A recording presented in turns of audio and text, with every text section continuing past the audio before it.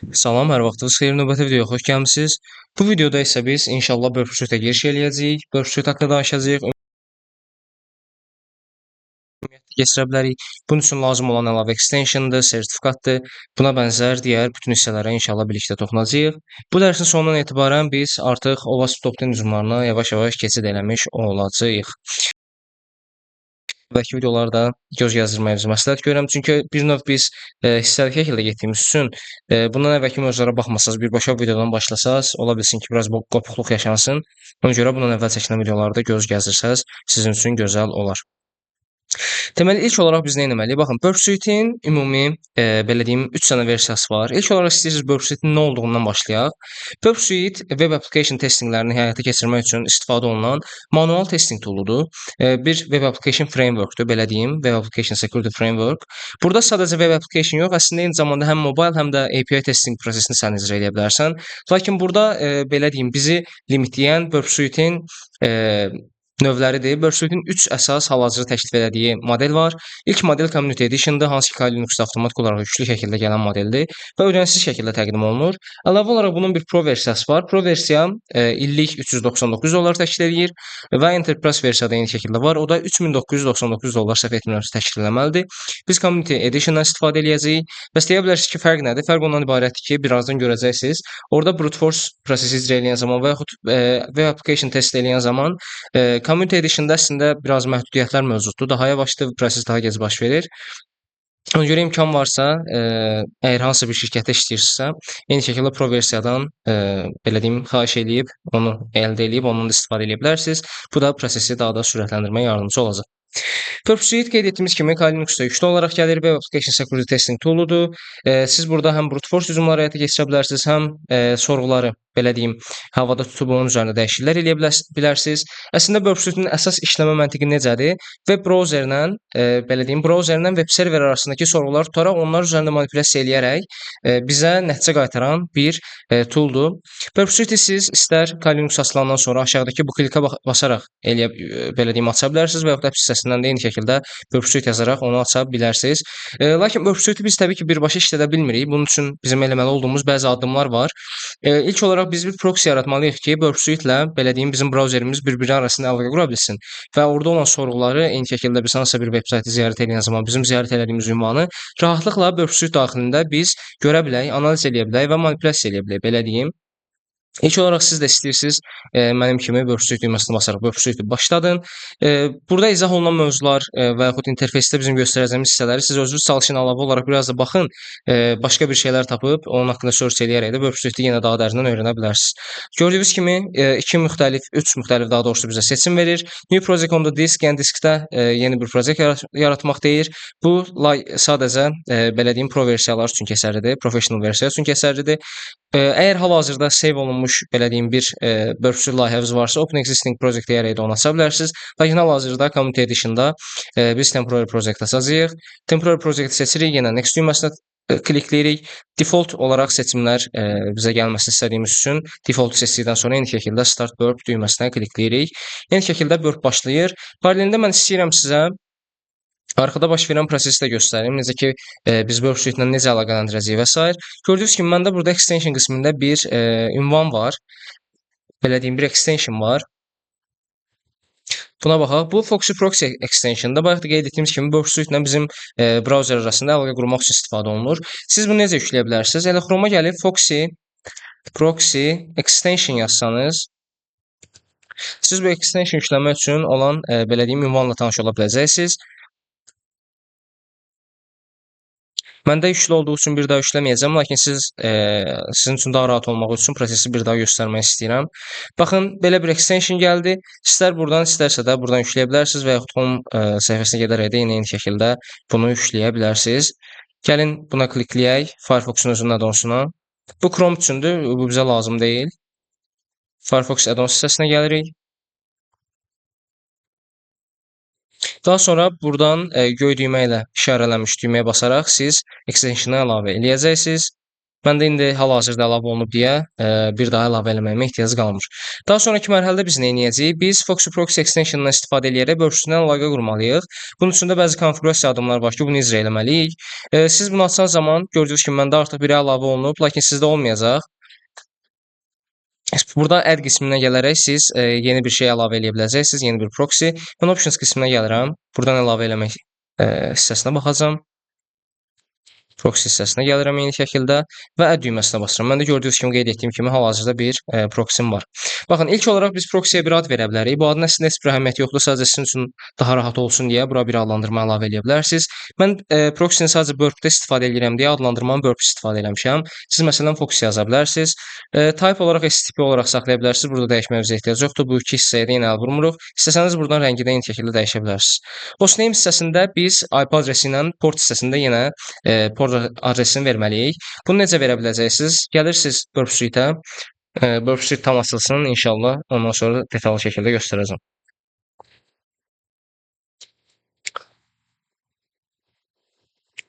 Aha, gördüyünüz kimi Burp-ümüz açıldı. Burp-ün ümumi interfeysini buradan görə bilərsiniz. İlk olaraq dashboarddan başlayır. Daha sonra target qismi mövcuddur. Bizim intercept olunan bütün URL-ləri, URL haqqında məlumatları target qismində görə bilirik. Ən çox bizim belə deyim başlanğıc nöqtəmiz proxy olacaq. Proxy-də bizim sorğularımız tutulur. Belə deyim, bayaq bizim qaldığımız hissədə əlavə eləyəcəyimiz məlumatı proxy settings düyməsinə basaraq əldə edə bilərik. Məsələn, gördüyünüz kimi 127.0.0.1 və 80.80 portları burada qeyd olunub. Biz indi burada göstərilən məlumatı gəlib Foxy Proxy-nin options qismində qeyd eləyəcəyik. Bu, bildiyiniz üzrə 127.0.0.1 kompüterin lokal ünvanına işarə eləyir. Port qismində eyni şəkildə əlavə eləyirsiniz. Əlavə heç bir məlumat yazmağınıza ehtiyac yoxdur. Daha sonra save eləyərək də bunu eyni şəkildə yadda saxlaya bilərsiniz. Bundan sonra artıq belə deyim, bizim intercept etdiyimiz bütün dəyərlər rahat bir şəkildə burada görünmüş olacaq. Bundan sonraki proses necə baş verir? Bunu soruşsaz, burada gördüyünüz kimi məndə artıq 2 dənə belə deyim proxy yaranmış oldu. Foxy və mənim özümün əvvəldən konfigurasiya elədiyim Burp. Burada proses necə baş verir? Bayaq da qeyd etdiyim kimi gəlirik bura. Bizim başlanğıc nöqtəmiz hər zaman intercept olur. Biz intercepti açdıqdan sonra eyni şəkildə gəlib buradan Burp-ü də aktivləşdiririk. Baxın, Burp-ü buradan aktivləşdiririk və daha sonra bizim etdiyimiz bütün adımlar tutulmuş olur. Lakin bunun öncəsində bizim browserin bu Foxy toolunu, proxy toolunu belə deyim, daha detallı şəkildə tanımaq üçün, eyni şəkildə təsdiqləmək üçün bir sertifikat yükləyib bunu Firefox-a əlavə etməliyik. Bunu da siz Burp Suite intercepti aktivləşdirdikdən sonra, baxın, mən buradan interceptin off olduğunu görürsünüz. Intercept on eləyirəm, yəni hal-hazırda belə deyim, sorğuları aktiv şəkildə tutmağını aktivləşdirirəm. Daha sonra mən gəlib HTTP 2.// Burp yazıram. Burp Suite yaza bilərsiniz, Burp da yaza bilərsiniz, fərqi yoxdur. Gəlin bunu da aktivləşdirək. Eyni zamanda məsələn mən Foxy-ni kliklədim. Aha, hal-hazırda aktivdir. Bunu bir daha yoxlayaq, görək ünvanı gedə biləcək yoxsa yox. Gördüyünüz kimi bu ünvana getdik. Buradan siz sertifikatı rahatlıqla işləyə bilərsiniz. Bunun üzərinə klikləyirik. Gəlin bir daha mən sizə göstərmək üçün klikləyim. Daha sonra biz buradan gəlirik Firefox-un öz belə deyim ayarlarına. Ayarlarda biz proxy settings-i tanıtmalı olacağıq. Burada 3 nöqtəyə baxırsınız. Daha sonra settings qisminə gəlirsiniz.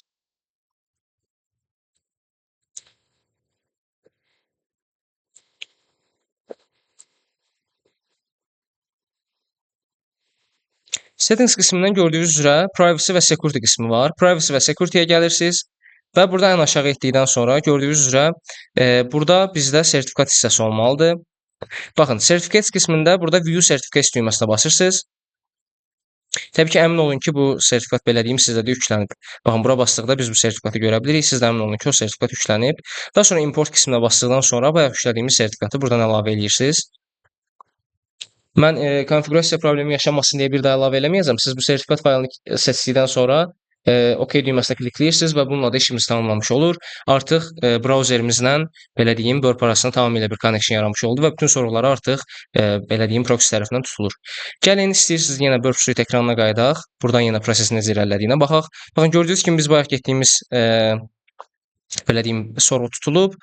Gəlin intercepti söndürək, bir daha yandıraq və mən digər mərhələni inşallah sizə detallı şəkildə göstərmək istəyirəm. Mən buradan proxy-mi dəyişmək istəyirəm Burp-ə. Burp-ə dəyişdim. Baxın, gördüyünüz kimi mən Vulnerable və Authentication qaldırmışdım bundan öncəki dərsdə. Məsələn, bunun üzərindən gedə bilərik. Brute force qisminə gələk, klikləyək. Baxın, burada yükləndiyini görə bilirsiniz. Paralelində mənə bildirici çıxır ki, Burp Suite tərəfindən bu sorğu tutulub. Eyni şəkildə Burp Suite-ə gedirəm. Və baxın, gördüyünüz kimi bu adresi biz burada görə bilirik. Localhost, vulnerabilities və brute. Bu bizim proximizin ümumi tutduğu bütün URL adresləridir intercept qismində. Sonra HTTP stories qismindən siz ziyarət etdiyimiz səhifələri, eyni zamanda onlarda istifadə olunan metodları, status kodlarını və həmin kodların uzunluqlarını görə bilərsiniz. Burada formatları görə bilərsiniz paralel şəkildə. Siz burada 3 cür həmin sorğuları izləyə bilərsiniz. Bu server əsaslı sorğulardır. Hansı status kodu alınıb, ümumiyyətlə belə deyim, hansı user agentdən istifadə olunub və buna bənzər digər məlumatlar siz buradan oxuya bilərsiniz. Burada digər formatlar da ehtiyac halında yenə işinizə yaraya bilər. Burada bayaq da qeyd etdiyimiz kimi bir neçə parametr mövcuddur. Baxın, target qismində bizim sorğuladığımız səhifə haqqında məlumatlar əldə edə bilirik. İndi burada görsənmir, ancaq hansısa bir səhifə olduqda siz burada səhifənin quruluşu haqqında məlumat əldə edə bilərsiniz. Daha sonra intruder qismində biz nə edirik? Intruder qismi əsasən belə deyim, brute force hücumları üçün istifadə olunur. Brute force hücumları dedikdə mən nə nəzərdə tuturam? Baxın, məsələn biz bunu yönləndirək intrudera. Ümumiyyətlə bizim prosesimiz əslində proxy-də baş vermir. Proxy-dən biz sorğular tuturuq, daha sonra biz digər modullara bunu yönləndiririk. Modullar arası keçid də mən bayaqsa göstərdim. Burp-də modullar arası keçid belə rahatlıqla baş verir. Proxy-yə qayıtdıq. Bu modullardan birinə göndərməliyik biz məqsədimizə uyğun olaraq. Məsələn, sağ klik eləyirəm və mən bunu intrudera yönləmək istədiyimi deyirəm və hal-hazırda intrudera yönləndirilmiş oldu.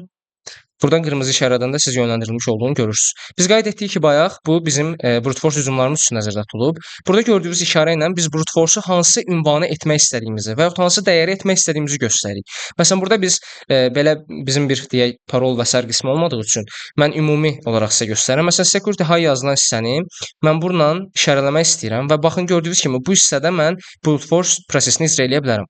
Burada siz hücumların növünü görə bilərsiniz. Əvvəl əslində sadəcə 4 dənə var idi, hansı ki sniper idi. Daha sonra digər hücumlar var idi, amma burada daha çox hal-hazırda əlavə olunub. Payload-a əlavə edirsiniz və daha sonraki mərhələlərdə siz payloadın neçədən başlayıb neçəyə qurtarmağını və yaxud bunu eyni şəkildə generate edə bilərsiniz. Xüsusi olaraq burada hücum növləri də var ki, hansı ki dictionary atak eləmək üçün də eyni şəkildə istifadə edə bilərsiniz. Orada da spesifik bir payload əlavə edirsiniz, word list əlavə edirsiniz. Belə deyim, həmin word list vasitəsilə də eyni şəkildə brute force hücumunu test edə bilərsiniz.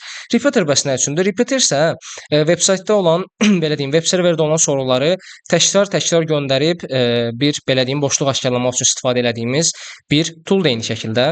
Baxın, repeater-a mən yönləndirdim. Burada mən sorğular üzərində dəyişiklik edib bunu eyni şəkildə yönləndirə bilərəm. Baxın, mən burada request-in məsələn dəyərini dəyişdim, 2 elədim, send elədim. Daha sonra mən bunun nəticəsini eyni şəkildə görə bilərəm. Bunu bağlayaq. Bu ekranı açaq. Baxın, mən bunun dəyərini burada görə bilirəm və yaxud mən bunun dəyərini dəyişib tutalım. 4 eləyə bilərəm. Bunu da göndərib eyni şəkildə burada nəsə bir dəyişiklik olub olmayacağına baxa bilərəm. Və əslində nə üçün istifadə olunur? Bu error based bəzi vulnerability-lər var. Onları aşkarlamaq üçün istifadə olunur. SQLi hücumlarında yenə biz bunu görə bilərik. Yəni bu da əslində bizim çox geniş istifadə edə biləcəyimiz hücum növlərindən biridir. Başqa modullar da var. Collaborator var. Bu da yenə istifadə edəcəyimiz hissələrdən biridir. Sequencer tool var, decoder var. Decoder nə olduğunu yəqin ki, ümumi olaraq bilirsiniz. Hansısa bir formatı dekod eləyib real versiyasını, belə deyim, real plain text əldə etmək üçün istifadə etdiyimiz bir tooldur bu da. Encode və decode prosesini siz Burp Suite-in öz içində həyata keçirə bilərsiniz. Düzdür, bunu məsələn girib Firefox-dan decode encode online decode encoder yazaraq da eyni şəkildə tapa bilərsiniz. Məsələn, girək buradan yoxlayaq. Burada sadəcə unutmayın, prosesi dayandırdıqdan sonra mütləq şəkildə Burp-u bağlayın. Əks təqdirdə proxy-ni bağlayın. Əks təqdirdə girdiyiniz hər hansı bir ünvan burada belə deyim intercept olunacaq və sayt yüklənməyəcək. Məsələn, mən bura online encoder yazsam, eyni şəkildə buna da əl çata bilərəm.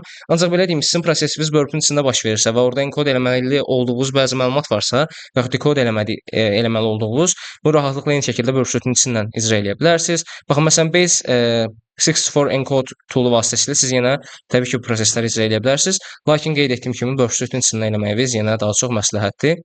Əlavə olaraq Comparer var. Comparer də adından məlum olduğu kimi iki müxtəlif funksiyanı bir-biri ilə müqayisə eləmək və aralarında hər hansı bir fərq varmı onu aşkarlamaq üçün nəzərdə tutulub. Və buna bənzər digər toollar var. Bir də vacib qismlərdən biri extension hissəsidir. Extension hissəsi Burp Suite-in belə deyim əlavələrini özündə ehtiva edən bir store kimi nəzərdə tuta bilərsiniz. Bunu biz Web Store-dan yükləyirik. Məsələn, burada müxtəlif şəxslər tərəfindən yaradılmış müxtəlif tool'lar var. Belə deyim, bunlar da eyni şəkildə bizim Web Application Security hissəsində istifadə edəcəyimiz ümumi tool'lardır. Hansı ki, Burp Suite-in öz üzərində gəlmir. Biz bu belə deyim, tool'ları extension olaraq yükləyirik, daha sonra eyni şəkildə istifadə edə bilirik. Burp Suite ilə bağlı əslində praktikamız bizim növbəti dərslərdə olacaq. Ona görə mən sırf nəzəri məlumatlarla sizi doldurmaq istəmirəm. Çünki nə qədər də nəzəri məlumat ötürsəm, siz bunu praktikada görməsəz sizin üçün qaranlıq qalan hissə olacaq. Mən sadəcə sizə ən çox istifadə olunan tool'lar, onların məqsədləri, ümumiyyətlə Burp Suite-dən öz istifadə edirik. Bunun haqqında bir məlumat vermək istədim. İnşallah gələn dərslərdən etibarən artıq biz Burp Suite-i praktik olaraq istifadə edərək hansı prosesləri icra edə biləcəyimizi detallı görəcəyik. Bu dərslik bu qədər. Eyni şəkildə hər hansı bir sual yaransa şərhlərdə qeyd edə bilərsiniz. Bacardığım qədər cavablandırmağa, dəstək olmağa çalışacağam. Növbəti dərsdə görüşənədək.